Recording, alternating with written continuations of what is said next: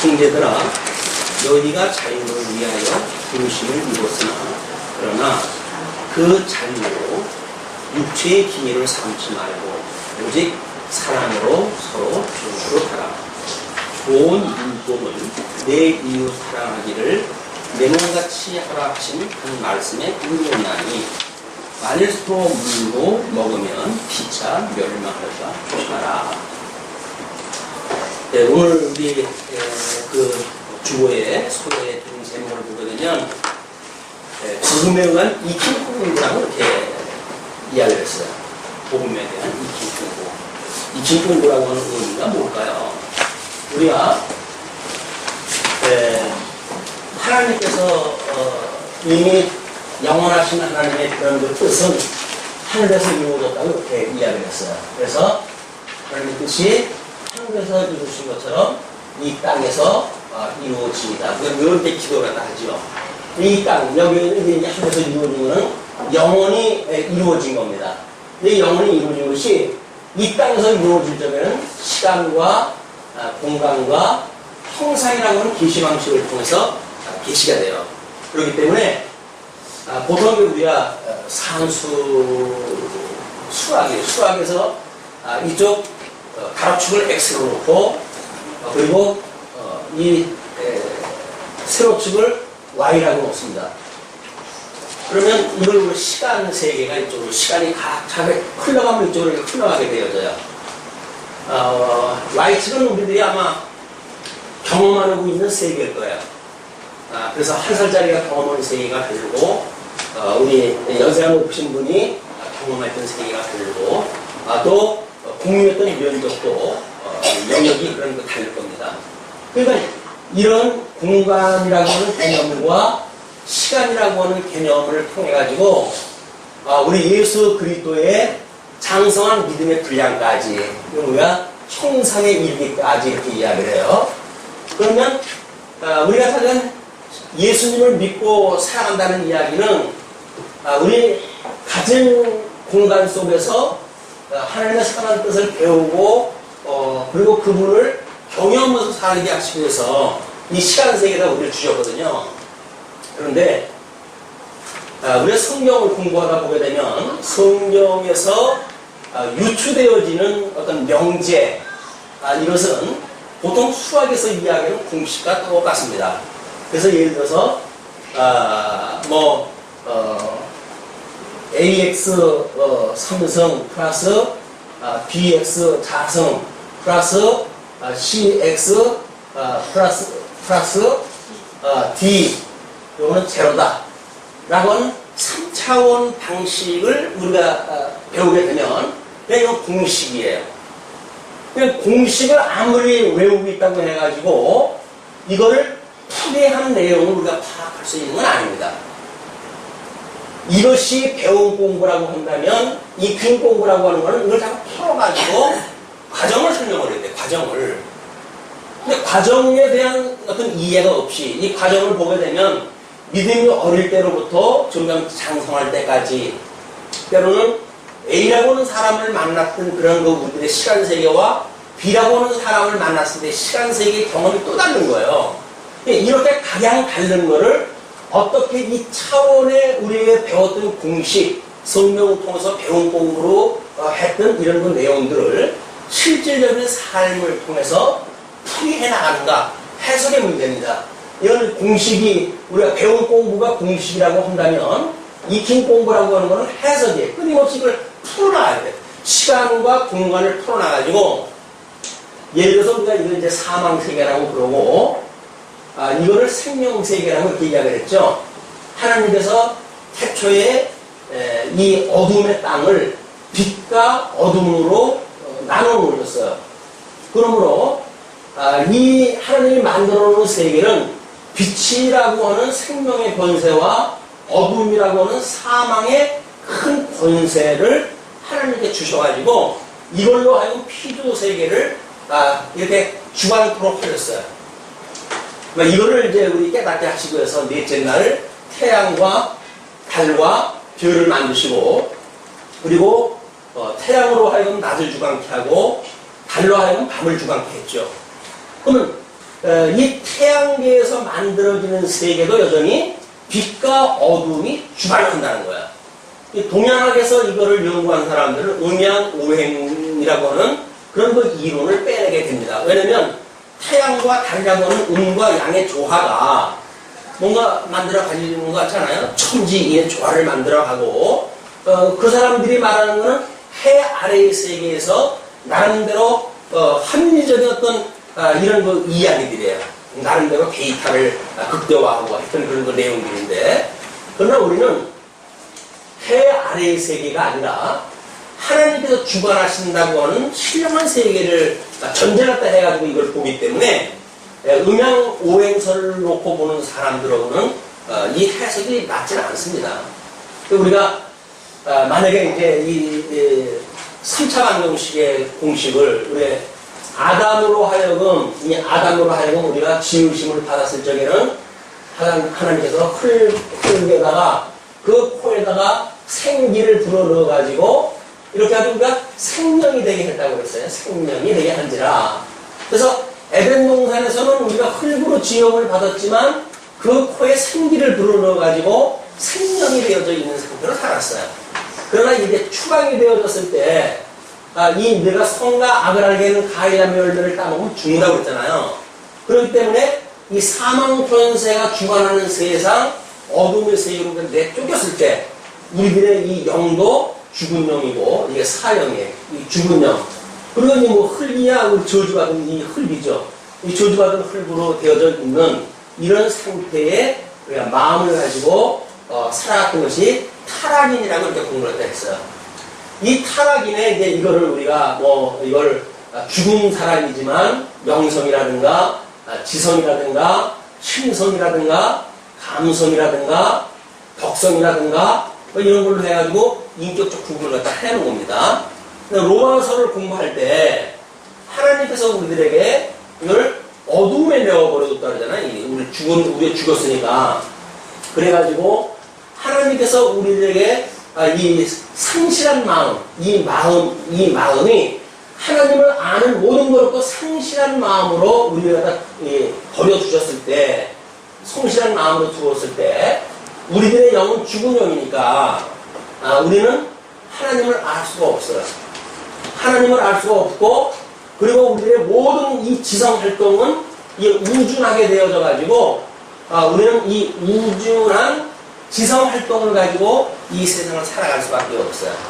이것이 소위 말하는 철학의 세계입니다. 철학의 세계. 물론 이 상실한 마음으로 해가지고 우리들의 신성에 대한 이런 것도 마찬가지로 하나님께서 우리들에게 미련한 마음 속으로 두어졌다고 하는 이런 상태가 이를 우리가 심리학이라고 하는 것으로 연구를 하는 거예요. 해 아래 학문을 가지고 사람의 심리는 이러이러하다. 그러므로 이러이러하면 이렇게 될 것이다 이렇게 이야기를 한단 말이에요. 그런데 또 우리가 더러움에 내버려둬가지고 이 더러움에 내버려뒀던 우리들의 이 감성 상태는 철저하게 우리의 좋은 기준으로 해가지고 어떤 미학의 기준을 삼습니다. 이게 바로 이제 자기 좋은 대로 살아가는 인간들의 그런 그 미적 감각의 세계예요. 그래서 자기가 만들어 놓고 좋다고 이야기를 하고 하나님이 좋아하는 건 상관이 없어요. 자기가 나름대로 만들어 놓고 기준을 삼아가지고 이게 아름다운 거야 라고 정리를 내리게 됩니다. 이거는 우리 이 시간 세계를 놓고 봤을 적에는 뭐 계몽주의 시대 때의 이 화풍과 또는 뭐 그 계몽주의 시대가 지나가가지고 예를 들어서 우리들한테 또 다른 철학이 주장하는 세계가 오게 되면 그 미의 기준이 또 달라져요. 그래가지고 심지어 이제 뭐 현대에 이르러가지고 현대의 그 미술의 세계는 보통 사람들은 감지할 수 없는 그런 그 아름다운 세계를 그들에게 추구한다 해가지고. 왜냐면 특별한 사람들만이 추구할 수 있는 아름다움의 세계를 그들이 만들어가는 전문가들이 일반 사람들은 뭐가 뭔지 아무것도 몰라요. 그래서 이게 무엇을 의미합니까? 라고 물으면 뭐라고 그럽니까? 그냥 이 그림은 당신의 느낌 오는 대로 느끼십시오. 이렇게 이야기를 해요. 그건 작가가 그린 그런 그 기준하고 그걸 보고 있는 관람자의 기준이 다르기 때문에 그런 거야. 각자가 다 달라요. 각자가 다 달라요. 이 각자가 다 다른 것이 이 미에 대한 세계라고 한다면 하나님께서 우리들에게 이제 하나님을 알 수 없는 그런 그 믿음 가운데서 우리를 더러움에 내어버려서 살게 되어진 것이 이 도덕이라고 하는 윤리세계예요. 이는 윤리세계에서 만들어내는 모든 인간의 덕성에 대한 문제가 로마서에서 이야기하기를 아주 인간의 불의를 추구하고 있던 가진 그런 그 악성에 대한 이야기가 쭉 소개가 됐잖아요. 근데 오늘 그 이야기를 또 할 겁니다. 사도 바울이 우리들이 이렇게 중생이 되어졌단 말이에요. 죽었던 우리들이 중생이 되어져서 우리 영이 죽었던 영은 다시 살아나고 우리들의 육신은 아직도 사망 권세하에 우리가 있기 때문에 이 육은 이 두 개의 마음을 가지고 있는 우리들의 마음이 이걸 우리가 마음이라고 했을 때 우리는 두 마음을 가지고 살아간다. 이렇게 이야기가 됐잖아요. 이 두 마음을 가지고 살아가기 때문에 우리가 죽어져 있을 적에 우리들이 하는 일은 여기서 별의별 일을 다 해도 그냥 절대 악 속에 있는 우리들의 그래프예요. 이 그래프는 이 생명의 세계와 연결되어지는 데 도저히 닿을 수가 없는 세계입니다. 그러나 우리 주님께서 우리를 중생케 하시는 순간, 죽었던 우리 살아나는 순간 우리들은 생명의 세계에 돌입을 해. 우리 이 죽었던 영이 살아났단 말이에요. 이 죽었던 영이 살아나는 걸 우리가 협의적으로 구원받았다 이렇게 이야기하죠. 그런데 물론 우리는 이 성화의 가정을 가지고 광의적인 구원을 우리들은 이야기를 합니다. 협의적인 구원, 하나님 앞에 의롭다고 칭함을 받고 또 하나님의 아들이라고 인정이 되어져서 살아가는 모든 성도들이 구원받았다고 살아가는데 그 사람들이 구원을 받았는지 안 받았는지는 이제 이 성화라고 하는 과정을 통해 가지고 신앙 고백으로 드러나게끔 되어져 있어요. 이때의 그 그래프는 이거는 지금 X축과 평행을 이루고 있는 절대 약속에 있는 거기 때문에 그러나 구원을 받았을 때 우리는 절대 어떤 선이라고 하는 이 세계에 돌입하게 되어지는데 이때로부터 만들어지는 우리들의 그래프를 보게 되면 이렇게 이제 그가 되어져요. 근데 만약에 어떤 부분적인 우리들의 이걸 보게 되면 분명히 부분적으로 우리들의 이제 믿어가는 신앙생의 생활을 보게 되면 이 그래프는 이렇게 되어 있단 말이에요. 그래서 이거는 X축에 한 번 닿고 두 번 닿고 세 번 닿게 되어져요. 이걸 소위 수학에서 3차 방정식이라고 이야기를 하는 거예요. 우리 이제 학생들한테 참고가 되기 위해서 수학 공식을 통해 가지고 지금 소개를 하는 거예요. 그러면 이 그래프가 이루어졌을 때 우리는 여러 가지 함수 관계에 의해 가지고 세 가지의 어떤 그런 그 지점이 만들어지고 이것이 Y축의 크기와 X축의 크기와 연결되어지는 것에 따라서 우리는 나름대로 여기에 각도가 산출되어져요. 이 각도는 우리 신앙생활이 어떤 적에는 급박스러운 어떤 그런 그 안타까운 그냥 전력 질주라도 해도 될까 말까 하는 같은 길일 수도 있어요. 어떤 적에는 완만한 길로 가가지고 믿음 생활을 하는지 안 하는지 모르는 정도로 이 각도가 적을 수도 있어요. 이런 그 각도가 얼마나 크고 작은냐에 따라서 예수를 믿었다고 생각을 하는데 어느 날 하나님이 있긴 뭐가 있어? 라고 해가지고 우리는 절망하는 각도를 만날지도 몰라요. 거기는 남떨어져와 같은 그런 어떤 절벽 같은 데로 우리가 만나가지고 교회고 신앙생활을 다 포기하고 싶어요. 이 하나님이 계시다고 한다면 왜 나의 삶이 이렇게 힘든 거야? 하나님이 나를 사랑하신다고 한다면 내 사업을 왜 망하게 하시는 거야? 라고 하는 질문에 해석이 떨어지질 않으니까 이 공식은 알고 있는데 이 해석이 떨어지질 않으니까 우리는 실질적인 신앙생활에서 포기되어지는 데로 떨어지게 돼요. 답을 못 얻는단 말이에요. 신앙생활을 해가고 말씀을 공부하는데도 불구하고 답이 떨어지질 않아요. 왜 그럴까요? 그냥 공식만 입력이 되어져 있어서 그래요. 이 공식을 우리는 때로는 신조, 때로는 교리, 또는 교조주의, 또는 율법주의 이런 것으로 이야기할 수가 있어요. 왜냐면 이 공식은 이렇게 저렇게 사십시오라고 하는 당위에 의해 가지고 우리가 살아가게 되기 때문에 이 당이라고 하는 거는 내가 왜 그렇게 살아가야 되는 이유를 알 수가 없어요. 다만 당위만 주어졌기 때문에 우리는 내가 원든 원치 않든 그렇게 살아가야 돼요. 어려서부터 신앙생활을 해왔기 때문에 도저히 하나님이 계신지 믿어지지 않는데도 불구하고 이걸 교회를 나가야 돼 말아야 돼. 교회를 안 나가면 구원 못 받을 것 같고 이 교회 나온다고 구원받는 건 아닌데도 불구하고 뭐 교회 나오는데 이거는 시험 드는 것이 한두 가지가 아니고 잠깐만요. 그런 프로그램이 있더라고요. 잠깐만요. 어떻게 오란 말입니까, 나보고? 어떻게 오란 말이에요? 말씀을 듣는데도 하나님의 말씀을 안 듣던 이 인격적인 변화를 못 일으키네요. 어떻게 오는 좋을까요, 이게? 왜 하나님의 말씀을 듣고 우리는 나는 구원받은 성도야 라고 생각을 했는데 이렇게 믿었다고 이렇게 생각이 드는데 그분을 믿는데도 불구하고 실질적인 삶 속에서는 이거를 믿지 못하게 되어지는가 라고 하는 문제가 우리는 성경을 공식으로 입력이 되어져 있고 이것을 해석할 수 있는 능력이 없기 때문에 그래요. 우리가 이거를 이제 어떤 배운 공부라고 했다고 한다면 이걸로 해서 여지껏 사도 바울이 어떤 사도 바울이 떠난 뒤에 거짓 교사들이 들어와가지고 갈라디아 교회에게 너희들이 율법을 지켜야 구원받는다, 할례를 받아야 구원받는다 라고 하는 논리를 가지고 흔들어냈단 말이에요. 사도 바울한테 들었던 그 공식도 있어요. 그럼에도 불구하고 거짓 교사가 들어와서 이 공식에 대하여 문제 제기를 했을 때 해석이 떨어지지 않는 거예요. 그들은 미혹당하게 됩니다. 그리고 할례를 받아야 된다는 얘기가 맞는가 보네? 라고 해가지고 이 공식과 다른 해석이 나와요. 그러면 이 문제의 답은 틀린다고요. 다른 우리가 어떤 해석을 하든지 이 해석은 이 공식에 의해서 답이 나와야 되거든요. 그런데 만약에 해석되어진 답이 다르다고 한다면 공식을 우리가 잘못 입히고 있는 거예요. 성경을 통해서 배웠던 모든 그 교리, 이론체계 이것이 잘못되어져 있으니까 해석이 안 되지요.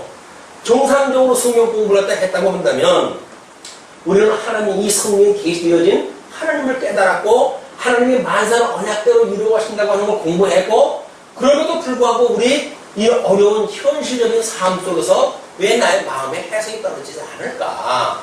어려움에 대한 해석도 마찬가지고 잘된 거의 해석도 마찬가지예요. 잘 됐는데 마치 자기의 영광을 위해서 주어진 것처럼 살아가게 되어지니까 잘못되어진 이 해석도 여전히 공식에 오류가 있다는 거예요. 우리는 어쩔 수 없이 공식에 의해서 문제를 풀어봤을 때 정답이 나왔다고 한다면 우리는 정상적인 공식을 가지고 있는 거예요. 그러니까 잘못되어져 있는 해석이 나와서 이 답이 맞지가 않는다고 한다면 우리들이 적용했던 이 공식은 잘못되어져 있는 공식입니다. 자, 그러면 지금 이제 우리 정체성이 죽었던 우리들이 그러니까 중생되어진 것들이 너희다 그 얘기 아니에요? 그래서 이 사망의 권세, 이 율법의 이걸로부터 종로로 타던 너희들을 하나님께서 살려주셨으니까 그 이야기예요. 구원이 돼가지고 중생인이 되어졌으니까 너희들은 이거로부터 율법주의로부터 자유를 얻었던 이 자유로 하여금 육체의 기회를 삼지 마라 그 이야기예요. 그런데 왜 우리는 육체의 기회로 삼게 될까요? 그 이야기는 믿음이 어리거나 아니면 공식이 잘못되어졌거나 그러겠죠. 아니 주님께서 우리 율법으로 자유롭게 했는데 다시 이쪽으로 갈 종으로 턴다는 얘기는 맞지가 않잖아요. 논리적으로 맞지가 않는단 말이에요.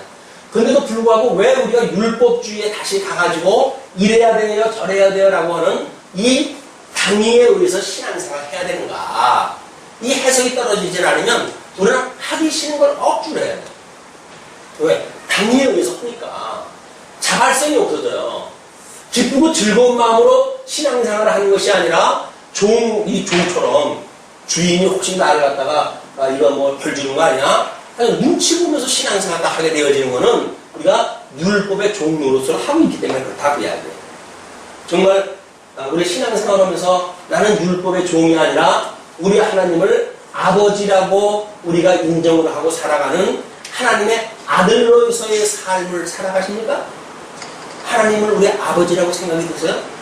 그래서 그분이 이제 나를 아들이라고 해주셨으니까 모든 걸 그분께서 이루어간다고 믿어지십니까? 여전히 그 하나님 아버지한테 아버지는 저 하늘나라 먼데 그냥 계세요. 여기서는 제가 어떻게든지 풀어나가 볼게요. 라고 이야기를 한다면 그건 믿음으로 사는 게 아니에요. 믿음으로 사는 게 아니에요. 이걸 끊임없이 우리가 어떻게 아버지가 하신다고 하는 걸 믿고 이제 살아가는가라고 하는 걸 믿음 생활이라고 하는 거예요. 믿음. 이 믿음의 생활, 이걸로부터 맺어지는 거를 믿음의 열매라고 이야기를 하는 겁니다. 그래요? 예수 죽었더니 내가 예수 그리스도로 말미암아 구원을 받았다고요? 그러면 우리 이 아직도 이 육신의 소욕이 있을 수밖에 없는 우리들의 몸뚱아리도 주님께서 우리를 이 몸으로부터 자유롭게 해주시겠네요 라고 믿는 것이 믿음의 열매란 말이야. 우리 사도신경을 예배 전마다 외우잖아요. 근데 사도신경에 뭐가 다시 살 걸 믿는 거예요? 몸이 다시 살 걸 믿는다고 매주 우리 신앙 고백을 해요. 근데 몸이 다시 산다는 것이 저주받던 흙덩어리가 우리가 다시 살아난다는 건 아니잖아요. 예수님의 변화되어진 그 몸처럼 우리가 변화되어진다는 것을 믿는단 말이에요. 그러면 육신의 소욕이라고 하는 건 이 저주받았던 이 몸 때문에 만들어지는 이 사망의 권세가 주장하는 것이 육체의 권세인데 어떻게 생명의 권세가 주장하는 우리 성령의 이 능력에 의해서 우리가 살아가는가. 이것이 점점 자라가야 될 거 아니겠어요? 이건 점점 커지고, 이건 점점 줄어들고, 라고 하는 것이 우리가 성화의 과정이란 말이에요. 성화. 성화되어져 간다는 것은 성령의 소욕은 점점 성장하게 되어지고, 육체의 소욕은 점점 소멸되어지는 거예요. 이렇게 우리가 성화가 되어져 가지고, 예수 그리스도의 장성한 믿음의 분야까지 자라겠지 않겠어요? 이런 그림이 없으면 소망도 가질 게 없죠. 이 세상 잘 먹고 잘 사는데 무슨 영원한 세상이 뭐 필요가 있어요? 여기서 잘 먹고 잘 살면 되지. 근데 만약에 이 세상, 눈에 보이는 세상이 다 아니라 영원한 세상이 있다고 믿어진다고 한다면 우리는 현실 세계가 모든 것이라고 인정하면서 살아가진 않을 겁니다. 끊임없이 하나님께서 약속하셨던 저 영원한 하나님 나라를 소망으로 살아가겠죠.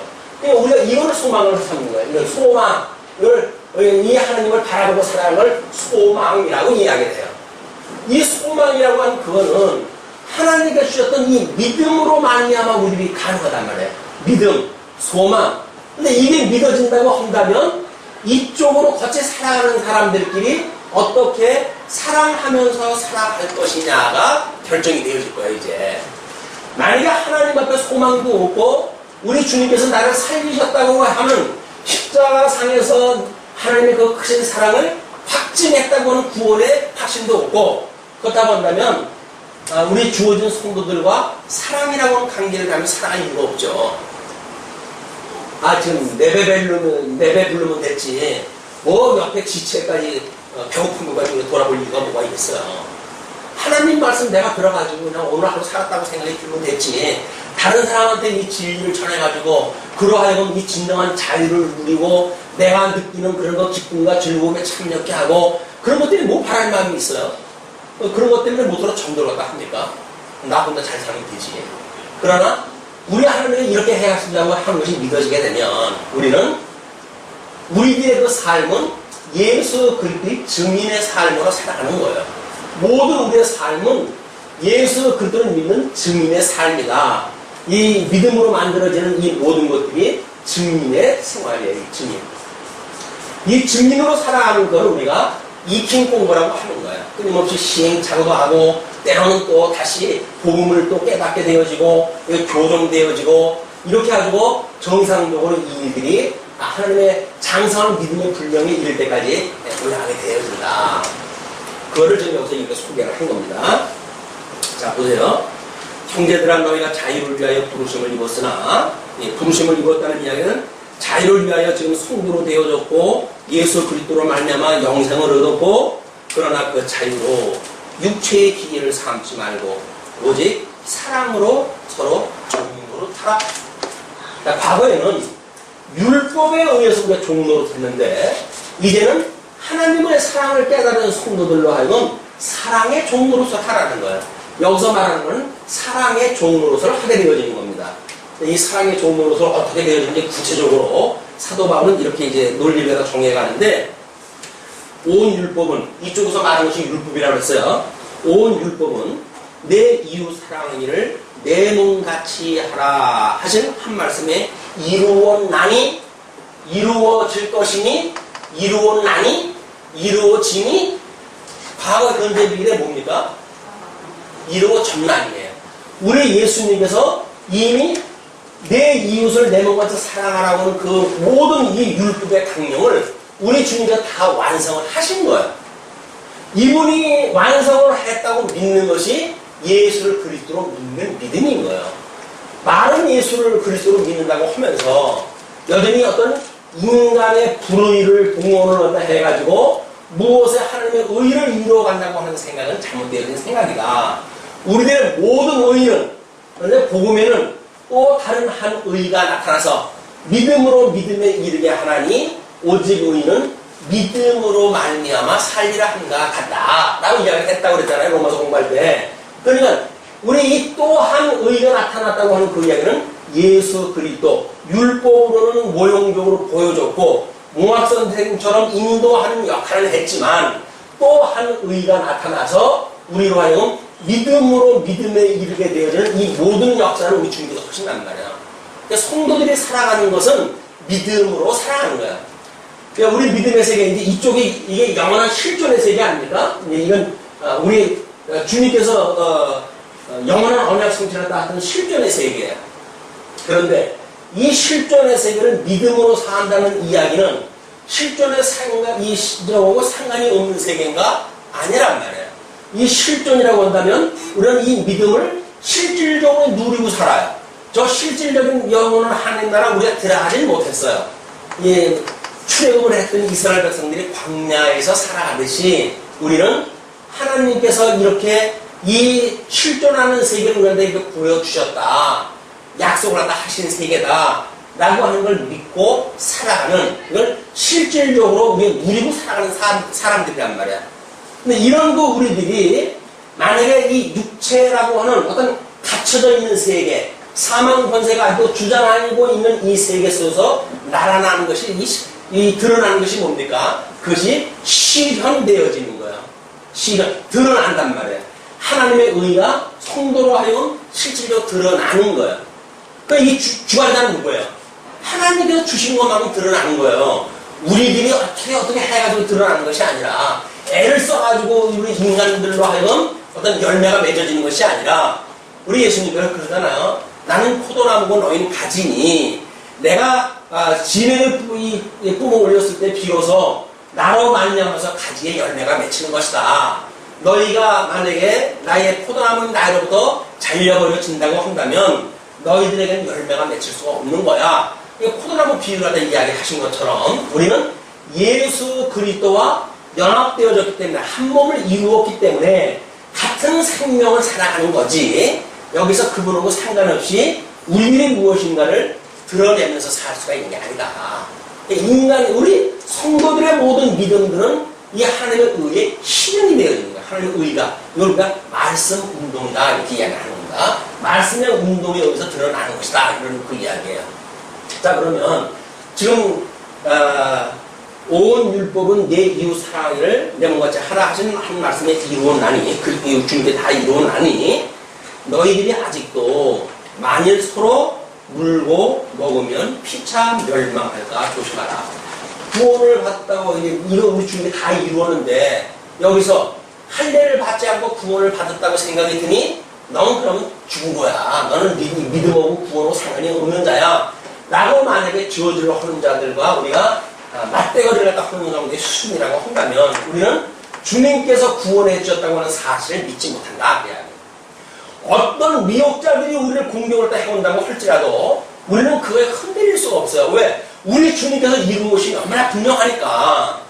아니 하나님이 하나님과 공동됨을 취하지 아니하시고 인간의 몸을 입고 이 땅에 직접 오셔가지고 십자가에 못 박아 죽으심을 당하고 사망 권세를 이기시고 사흘 만에 부활하시고 그리고 하늘나라에 올라가신 것이 우리 눈에 밝히 우리가 보이거늘 어떻게 주님께서 이룬 것이 아니고 인간이 무엇을 이루어간다고 생각을 할 수가 있겠느냐. 그런 그 이야기예요. 우리 주님이 다 이룬 것이 너무나 분명한 거예요. 그러니까 구약 성경은 우리 오시는 메시아에 대한 이야기죠. 전부 메시아 언약에 대한 이야기예요. 신약 성경은 무슨 내용이에요? 전부 오신 예수에 대한 이야기예요. 우리 주님께서 신이 몸을 입고 이 땅에 오셔서 우리들한테 약속했던 내용이 복음서의 이야기고, 우리 주님이 승천하셔가지고 그의 성령을 보내주셔가지고 천상에서 무슨 일을 하고 있는지를 보여주는 것이 사도행전에서도 요한계시록까지 이야기예요. 그러니까 모든 성령은 주님께서 지금 해간다고 하는 걸 보여주는 일이다. 그냥 모든 하시는 주님을 믿는 것이 믿음으로 사는 거지, 주님이 하는 일 따로 있고 내가 하는 일 따로 있고, 그래야도 내가 무슨 일을 해야 하나님 앞에 칭찬을 듣는다고 하는 이야기는 한마디로 오류예요. 복음적인 오류다. 우리가 믿음 생활할 때 해가면서 끊임없이 생명의 주요 멸류관 받으시옵소서. 왜 그럴까요? 생명의 주께서 이루신 거니까 그 멸류관을 내가 왜 써요? 주님 건데. 그냥 마땅히 주님한테 돌려드려야죠. 근데 우리는 헛된 영광을 마치 우리의 걸로 만들어가지고 나의 자랑을 삼는단 말이에요. 이거는 예수를 그리스도 믿지 않는 거다. 고린도전서 13장에서 이야기했던 그 사랑이 자기의 유익을 구취한다는 것이 그러기 때문에 그러는 거예요. 자기의 유익을 구하는 게 사랑은 아니에요. 우리 사랑은 대부분 나를 위해 사랑하잖아요. 내 마음 편하자고 하는 거지. 무슨 우리가 죽을 말이에요. 어떤 분이 우리 부모님이 돌아가셨어. 부모님이 돌아가셨는데 그냥 사회장 4일 내내 그냥 고군여다 했고, 3월절가 될 때까지 끊임없이 슬픔에 담겨져 있고, 매년 그냥 그 어떤 추도 날마다 그냥 그분을 생각을 하면서 우리 마음을 상하고 이렇게 한다면 그것이 정말 망자를 위해서 그런 겁니까? 사는 사람 위해서 그런 사는 사람 위해서. 자기 마음 편하자고. 또 어떤 사람이 자기 어머니가 너무 일찍 돌아가셨기 때문에 자기 한이 되어있다는 거예요. 그래서 그 한으로부터 벗어나질 못해요.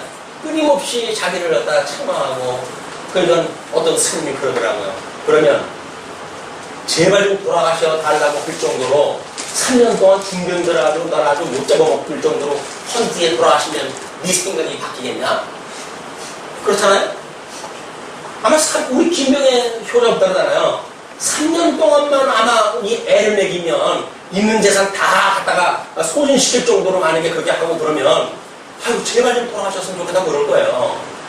그런데 그렇게 여백을 안 주고 돌아가셨다고 해가지고 마치 자기가 무슨 부모님을 사랑하는 것처럼 그냥 애지중지하면서 마음을 상하고 해가지고 모든 그런 그 가족 구성원들한테 그냥 슬픔의 그런 그 분위기를 만들어가고 연출하고 자기 효다라고 그렇게 이야기하는데 그거는 자기를 위하고 사랑한다고 한다면 그 사람들이 믿는 믿음의 세계에서 봤을 적에는 얼른 다 줘야죠. 천도제를 드려가지고 얼른 극락세계로 이거 극락왕생을 하라고 이거 빌어줘야 될 거 아니겠어요. 근데 그걸 붙들어가지고 이 세상에서 나를 버리고 어떻게 갑니까? 라고 해가지고 그럼 그 죽은 혼백이 어디로 가요? 못 가요. 극락을 어디 구죽은 거래? 그냥 돌아다닐 수밖에 없어요. 왜? 총도 못 보니까. 근데 만약에 죽은 자를 사랑한다고 하면 당연히 보내드려야 될 거 아니에요. 만약에 우리 유교식 어떤 그런 그 세계관을 가지고 있다고 하더라도 그냥 그분을 주는 것이 애처가지고 가면 안 돼. 죽으셨는데 모르게 가면 안 돼. 그러니까 자기의 어떤 그런 걸 우회해가지고 지속을 오려고 하니까 죽은 홍백이 극락을 못 가요. 구죽을 돌아다니면서 제사받고 못 들어가고 저 인간이 나를 보내야 할 텐데 언제나 날 보내줄래나 아무튼 자기를 위해서 이게 인간의 이제 세계란 말이죠. 자 그러면 오늘부터는 50분 강의로 해가지고 보려고 애를 쓰는데 오늘은 어차피 서론이 긴 거 보니까 55분까지 가야 될 것 같습니다.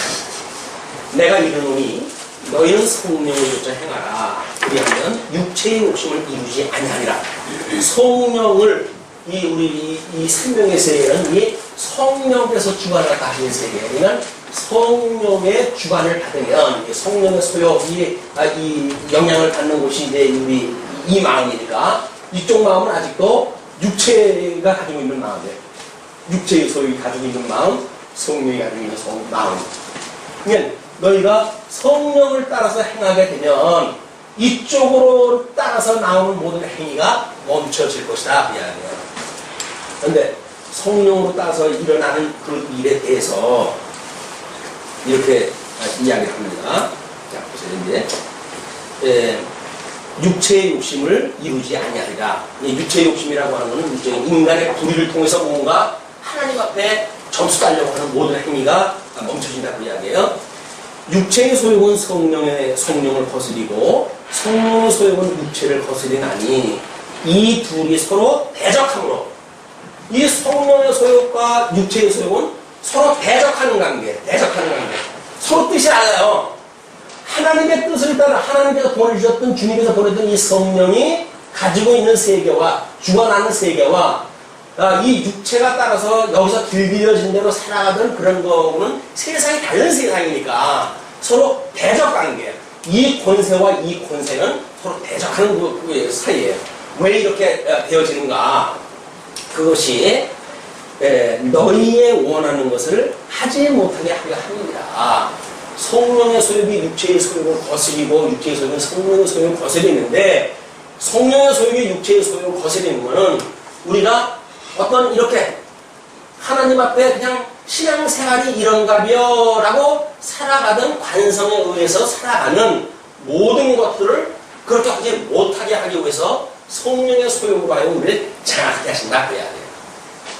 우리는 아직도 이쪽 육체의 소욕을 따라 살아가면서 그것이 성령의 소욕을 인정하지 않으면서 우리들의 어떤 의의를 가지고 우리들이 잘 훈련이 되면 이렇게 되겠지라고 이야기를 하는데 그렇지 않단 말이에요. 그거를 불식시키기 위해서 하나님은 두 권세를 그걸 맡기셨고, 성령의 소욕이 육체의 소욕을 거스리는 것은 우리 스스로 뭔가 육체의 의의를, 인간의 의의를 가지고 하나님의 의의에 도달하겠다고 하는 오해를 불식시키기 위해서 하나님께서는 그런 큰 권세를 가지고 손하신다 그 이야기예요. 너희가 만일 성령의 인도하시는 바가 되면, 성령의 인도하심을 우리가 인도하시는 바가 되면 율법 아래 있지 아니하리라. 성령이 주관한다고 만약에 우리가 믿어지게 되면 그분께서 나의 이 중생한 우리 영혼을 성령께서 충만히 나를 인도하시는구나 라고 믿어진다고 한다면 이 율법 아래 있다고 믿어지지 않아요. 억지로 당위에 의해서, 명분에 의해서, 관성에 의해서 이렇게 살아야지 저렇게 살아야지 그러면 살지 않게끔 되어 있단 말이에요. 그러면서 이제 이게 않게 되어 있는데 육체의 일이 현저가 돼요. 율법, 당위에 의해서, 명분에 의해서 해야 되는 육체의 일은 현저한데 곧 음행과 더러운 것과 고색과 우상 숭배와 술수와 원수를 맺는 것과 경쟁과 시기와 분냉과 당짓는 것과 불리함과 이단과 투기와 술취함과 방탕함과 또 그와 같은 것들이라. 재미난 거는 이쪽 육체의 소욕으로 나오는 건 원어적으로 봤을 때 복수형을 쓰고 있어요. 복수형. 우리 로마서를 공부할 적에 대충 이쪽에 가지고 있는 마음들에 이런 그 타락한 인간들이 여기는 철학도 있고 심리학도 있고 또는 윤리학도 있고 미학도 있고 나름대로 죽은 영들이 하는 거는 이게 종교학이겠죠. 해 아래의 어떤 이치를 가지고 종교를 논하는 그런 이야기는 생명의 종교가 아니라 정말 죽은 생명에 대한 이 종교를 이야기하는 해 아래의 종교 세계, 종교, 철학, 이런 심리학, 미학, 윤리학, 진성이라고 이야기했던 모든 인간의 가치. 여기서 우리가 추구하고 인간 세계가 추구하고 있는 이 가치가 뭐예요? 이 가치가 소위 말하는 진성이에요. 진선미. 그래서 이 철학이 진리예요. 그렇죠? 선, 윤리, 미, 이게 예술 세계예요.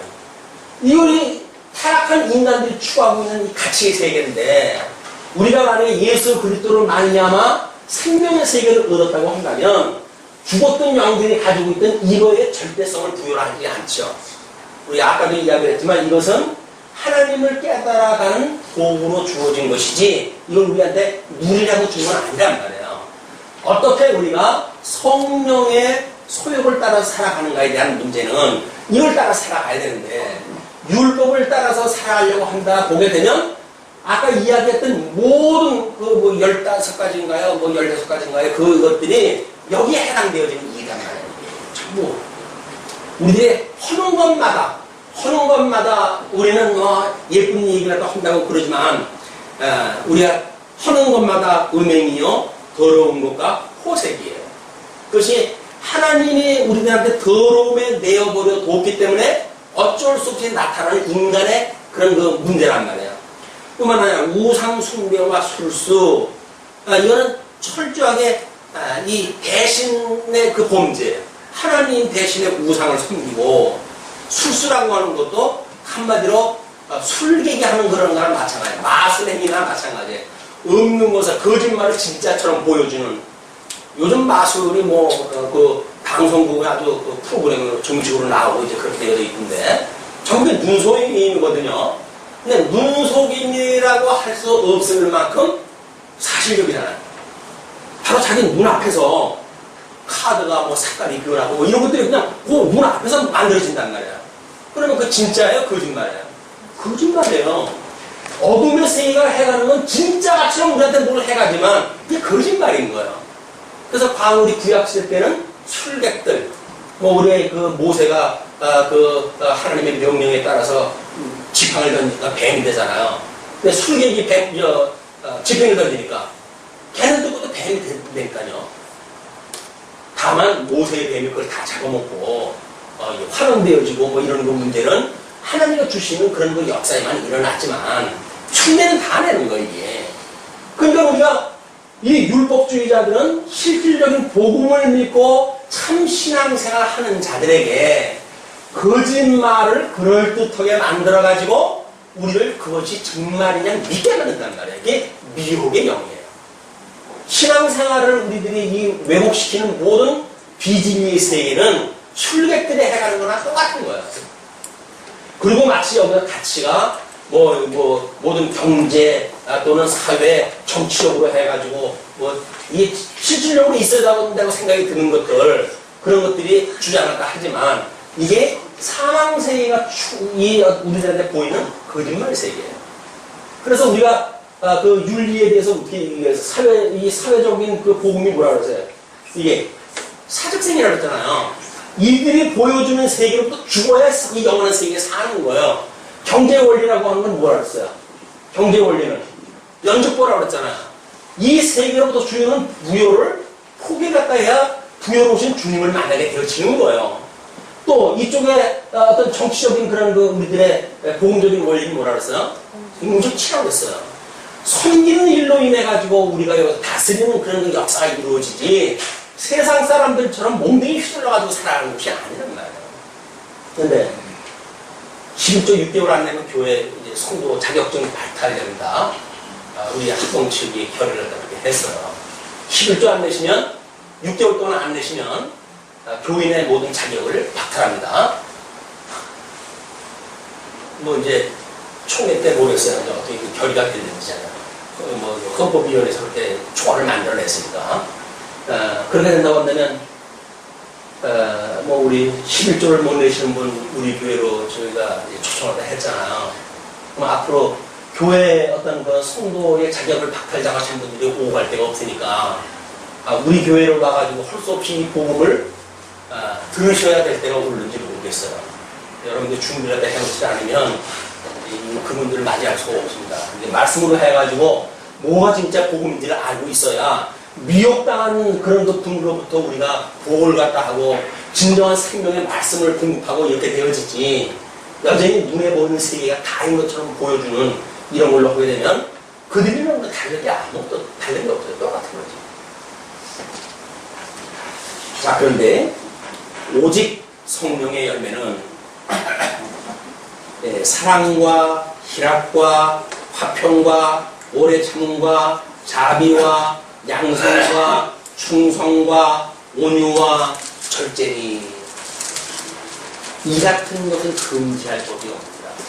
이쪽 성령께서 맺게 하시는 열매가 있어. 이것이 이제 이 열매 아닙니까? 이 열매는 율법이라고 하는 이런 법이 그런 것이 있냐? 그런 걸 하면 안 돼. 라고 할 정도의 열매가 맺는 게 아무도 없어요. 이거를 일반 우리 그 공자 같은 사람도 이 법이 실질적인 그런 도덕법이라고 그렇게 이야기를 하지요.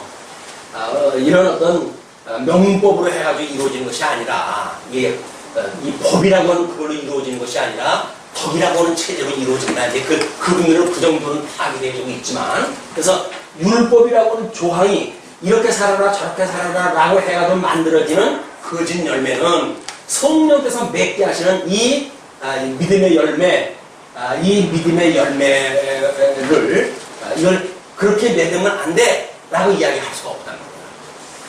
근데 아직도 율법으로 가지고 그 그림자같이 몽학선생이 돼가지고 우리 주님을 가르쳐줬던 그에 우리가 빠져가지고 오류를 범한다고 한다면 우리는 이 믿음 생활을 정상적으로 하고 있는 게 아니에요.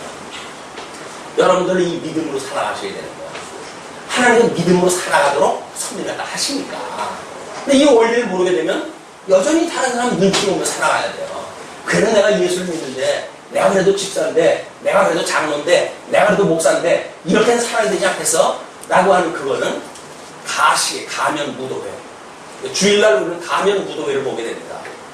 예수님을 진짜 믿지 않은데도 불구하고 집사의 가면을 쓰고 또는 장로의 가면을 쓰고 권사의 가면을 쓰고 목사의 가면을 쓰고 가면 무도회를 다 하는 거예요. 거룩.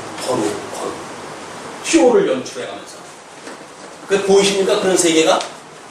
만약 성령께서 맺게 하신다고 한다면 우리는 그런 가면을 쓰고 하는 게 아니에요. 그냥 부족한 모습 그대로 다 드러내면서 하나님이 주신 은사를 따라가지고 실현하면서 살아가요. 그냥 다른 사람이 나를 어떻게 뭐 생각을 할까라고 하는 것 때문에 노심초사 안 합니다. 왜? 우리 주님께서 주신 믿음의 분량이 그건데 제가 가르치는 은사를 받았어요. 가르치는 은사를 받았다고 해가지고 모든 믿음이며 승한 믿음을 우리 주님께서 주신 건 아닐 거 아니에요. 그러니까 이덕성이도 믿음이 없는 짓 어떻게 보게 되면 그냥 다른 사람들이 봤을 적에는 그냥 범인인 거예요. 그냥 그렇게밖에 살아갈 수 없는 사람이야. 그럼에도 불구하고 나는 그런 사람들의 어떤 정죄에 휘둘리지 않는단 말이에요. 왜? 주님께서 나를 의롭다고 해주셨기 때문에 나를 의롭다고 불러주셨던 주님께서 나를 성화, 당신의 형상을 닮아가게 하실 것이고 그분께서 나를 주님 오시는 그날까지 붙들고 계시다고 하는 게 너무 믿어지기 때문에 현실적인 어떤 실패를 우리 두려워하지 않는다. 그냥 억지로 매는 것이 아니라 기쁘고 즐거운 이 자원하는 마음으로 신앙생활이 가능한 거예요. 내가 하고 싶어서 하는 신앙생활만큼 이 즐거운 게 어디 있어요? 하기 싫은 걸 뚱뚱 들여가지고 이걸 하게 되면 우리 교회 학교 아이들이 아직도 이제 몽학선생 앞에서 교육을 받는 거 아니에요, 지금? 어린 나이니까. 그냥 등 뜸을려가지고 그 일을 했다 하니까 얼마나 힘들어요, 교회 생활하기가. 아침에 일찍 그냥 나는 다른 어른들은 11시에 예배를 드리는데 우리는 10시에 예배를 드려가지고 잠도 못 자게 만들고 왜 그렇습니까? 라고 하나 다 하죠. 왜? 이건 아직도 몽학선생 밑에서 훈련을 받아야 되니까 그러는 거야. 그러니까 진정 그들이 예수를 그리스도로 만나게 되면 그들은 당위에서 그렇게 되어진 것이 아니라 빨리 안 가요? 교회 왜 그렇게 늦어요 오늘? 그래야 서둘러가지고 교회로 오게 되겠죠. 그날을 소망을 바라보고 그날이 오면 얼마나 좋을까요? 지금은 아직도 이 등 뛰밀려가지고 신앙생활을 우리 하는 아이들이 어느 날 예수님을 정말 실질적으로 만나가지고 주님의 몸된 교회가 얼마나 아름다운 곳인지 좋은 곳인지 믿어져가지고 그냥 교회에 오면은 정말 모든 시험을 놓일 수 있는 하나님의 말씀이 있다고 믿어지기 때문에 끊임없이 교회 오고 싶어하고 교회 생활을 하고 싶어하고 교회 구성원들을 사랑하는 마음을 치워가고 그런 것들을 해가는 것이 익힘이 그럽니다. 두툼하게 소금도 넣어야 짜내면요 백날 복음을 들었다고 한다면 뭐래요? 믿음은 들으면서 난다고 그러는데 이 믿음은 들으면서 날 거 아니겠어요? 그럼 정상적으로 들었다고 하면 믿음이 나겠죠. 근데 믿음이 안 생기는 거는 듣기를 엉터리 들어서는 거예요. 가르치는 자가 엉터리로 가르쳤든 어떻게 했든 간에 왜 믿음이 생기지 않는가? 믿음은 들으면서 난다고 그랬는데 근데 복음을 들었는데 왜 믿음이 안 생길까요? 잘못된 내용을 들었겠죠. 하나님의 말씀을 정상적으로 들었다고 한다면 우리는 이 믿음이 들으면서 나는 그 믿음으로 인해 믿음 생활하게 됩니다. 그 단어의 개념 이런 것들은 제가 그 카페에다가 그 말씀을 좀 섞어놨다 해드렸거든요. 그래서 다음 웹에 이렇게 들어가게 되면 실시간으로 검색할 수가 있도록 되어 있어요. 할 수만 있으면 다음 웹을 까시고 그리고 카페에 글 있는 거 설교에 필요한 그런 거 도면을 올려놓고 그러니까 예배 전에 잠시 검색을 해가지고 이걸 보시게 되면 오늘의 이렇게 설명하는 이미지, 이걸 말로 설명하려면 수십 시간이 걸릴 내용들을 이미지로 해가지고 소개된 내용이 있으니까 잠시 살펴보시고 강론을 들으시게 되면 더욱 쉽지 않을까 이렇게 기대가 되어집니다. 할 수만 있으면 SNS 방법으로 해가지고 이 강론을 갖다 했으면 얼마나 좋겠어요. 제 실력이 아직 거기까지는 안 되니까 시설도 그렇게 안 되어져 있고, 그러니까 그냥 미리 검색 정도를 갖다 해보시고 그리고 강론을 들으시기에는 도움이 되어질 거다. 거기에 이 단어의 개념을 다 소개를 갖다 했어요. 그것도 어떤 원어 사전에 있는 걸 다 소개하려고 한다면 수십 페이지가 들어가니까 요약적으로 해가지고 성경 구절을 소개해놓고 그랬으니까 성경 요절을 갖다 보시고 성경을 찾아보게 되면 이 의미로구나 라고 하는 걸 아실 수가 있을 거예요. 이 단어를 미리 설명하지 않는 것은 그렇기 때문에 그렇습니다. 이제 그 23절까지 그래서 그걸 공부가 되어진 거예요. 그러면서 그리스도 예수의 사람들은 육체와 함께 그 정과 욕심을 십자가에 못 박아느니라. 우리가 예수님을 믿는다고 하는 건 뭐라 그랬죠? 예수님을 믿고 우리가 이제 세례를 받았다고 이렇게 이야기하잖아요. 이 세례를 받았다는 이야기 뭐라 그랬어요? 예수님과 함께 죽고 예수님과 함께 살았다고 하는 신앙 고백을 한단 말이에요. 그리고 우리 혈과 육이라고 하는 거는 이미 예수님을 믿는다고 하는 순간 이건 십자가에 못 박은 거예요. 그래서 이제는 내가 사는 것이 아니라 누가 사는 거라? 예수 그리스도 안에서, 우리 주 안에서 내가 살아가는 거예요. 이 주님이 내 안에 살아가는 거예요.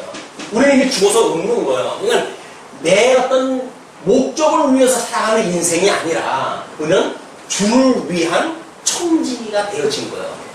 그러니까 모든 것을 주를 위해서 우리가 오래를 갖다 해야 되는데 우리는 신앙생활이 액세서리 아니에요.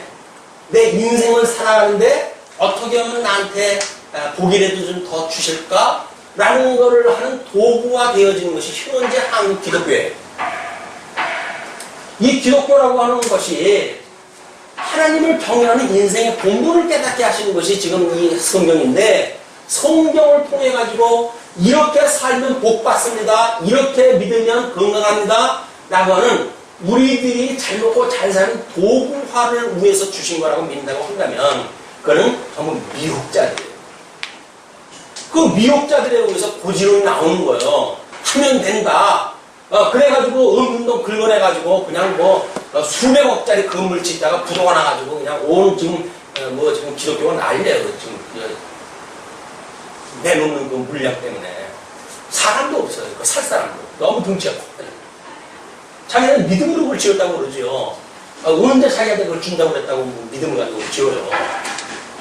쓸데없는 그런 고지론에 빠져가지고 배영화, 우리 많은 숫자 이런 것들이 막 모이는 것이 교회라고 생각이 드니까 하나님은 이 믿는 자에 능치 못할 일이 없다라고 해가지고 하는 그 이야기는 여기서 주는 우리 그건 먼저 공부할 때 했죠. 인간의 의식이 사물을 변화시킨다.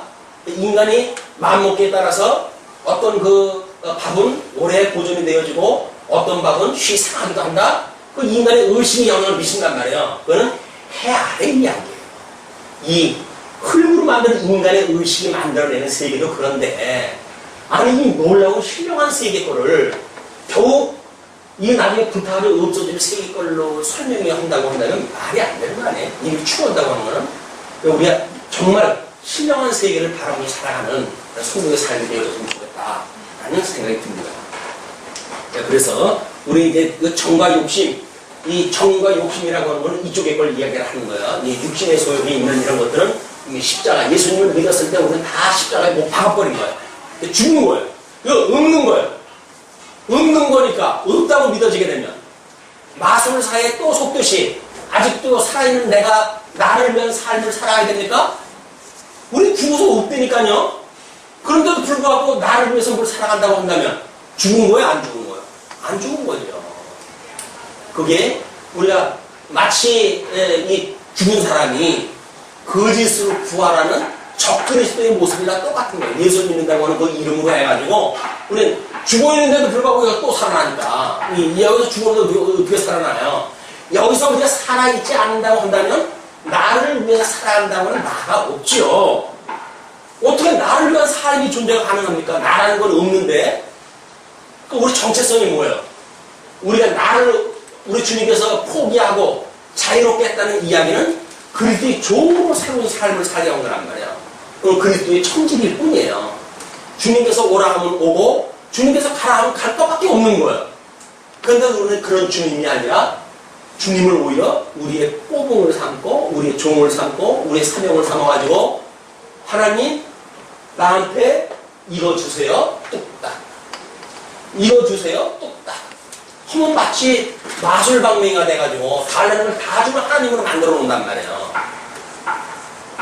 아니 하나님이 그 영원하신 영존하신 하나님이 그 큰 영광이 지금 드러나고 있는데 결국 흙으로 만드는 인생들이 뭐 달라고 하면 그거나 뭐 이런 좀 뒷바라지 하시면서 이렇게 숨겨주시는 게 아닐까겠어요.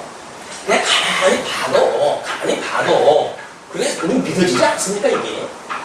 그런데도 여전히 교회에 오게 되면 뭐가 내가 잘 돼야 된다는 거예요. 나를 위한 종교라는 거예요. 이거는 해 아래서 종교가 아닌 건 허상이다. 나는 이미 죽어서 없는 거예요. 이제는 나는 내 안에 있는 거는 그리스도밖에 없는 거예요. 그리스도가 있으니까 성령의 열매가 나를 통해서 맺겠죠. 만일 우리가 성령으로 살면 또한 성령으로 행할지니 헛된 영광을 구하여, 헛된 영광이라고 하는 것은 없어질 것들, 이런 그 어둠으로 드러나는 이런 헛된 영광을 구하여서 서로 격동하고 서로 투기하지 말지냐. 생기는 게 있다고 해가지고 투기하고 신비하고 미워하고 그래가지고 뭐 시비를 가려가지고 오르니 그래가지고 오르면 얼마나 오르고 그러면 얼마나 걸려요. 그리스도 안에서 죽은 그런 흙들끼리 네가 오르냐 내가 오르냐고 그러면 하나님을 보시면 웃으시는 일 아닙니까? 아니 죽은 인간이 뭐가 지가 옳다고 해서 싸우냐고요. 내가 옳다 네가 옳다.